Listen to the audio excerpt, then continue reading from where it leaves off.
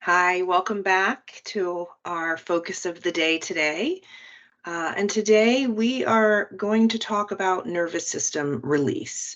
So, through our 2 week program, we have been focused on learning how to read our nervous system, understand when our sympathetic nervous system is becoming activated and survival responses are being called on.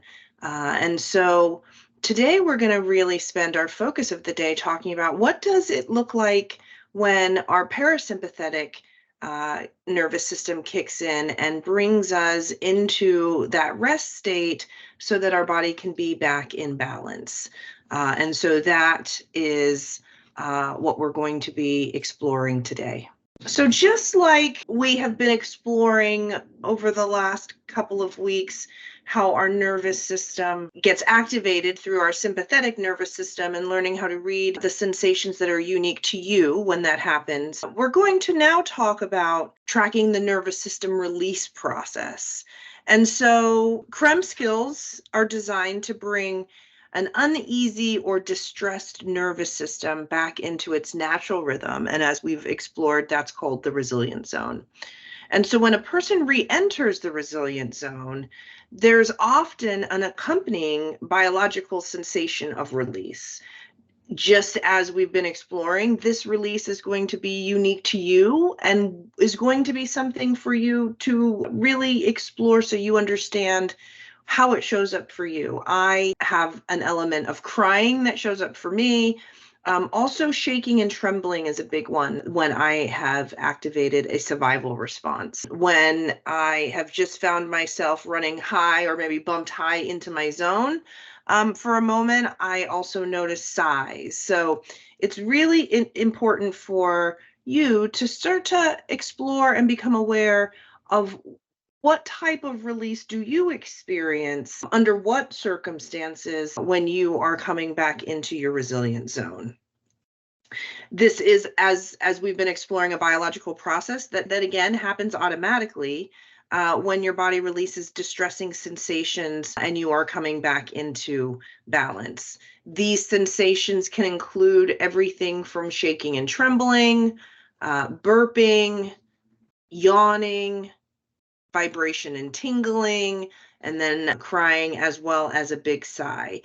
This is not an exhaustive list. Some people have noticed that itching is something that is present for them, as well as laughing. And these are things that at time we can place judgment on when we're either observing other people with these types of releases and or ourselves without understanding, again, that this is biology. There is an automaticity to this that is not in the individual's conscious awareness unless we begin the act of tracking. I want to also caution around sensations. As we've gone through the 2 weeks, I have drawn awareness to pleasant or neutral sensations. That is the work of CREM. But at times, pleasant and neutral sensations can actually spark unpleasant and or painful sensations.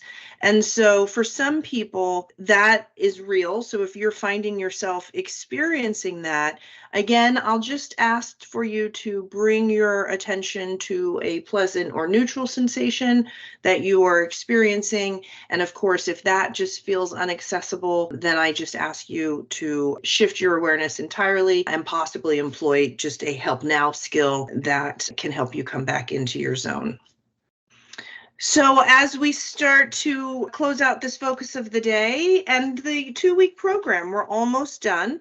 I wanted just to pause here as we've been talking about sensations and just give you a moment just to take a look at the screen and see that there are different types of sensations related to resilience, whether that's a slower heart rate, a sense of being grounded, or a sense of calm.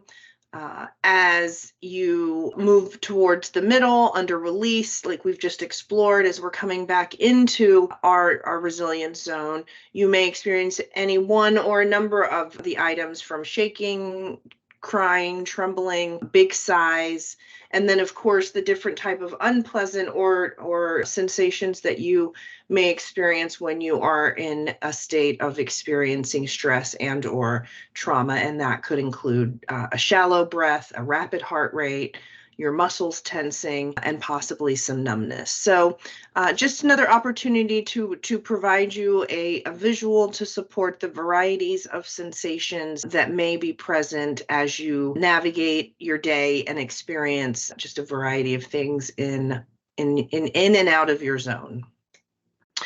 Our awareness moments today are going to focus on shift and stay. This is where we bring everything that we have learned in the 2-week program together. It reminds us to track while we're reading our nervous system and then decide whether or not where we are and whether we are in our zone or if we found ourselves bumped high or low. And so I look forward to spending time with you and having you practice shift and stay, and I will see you soon.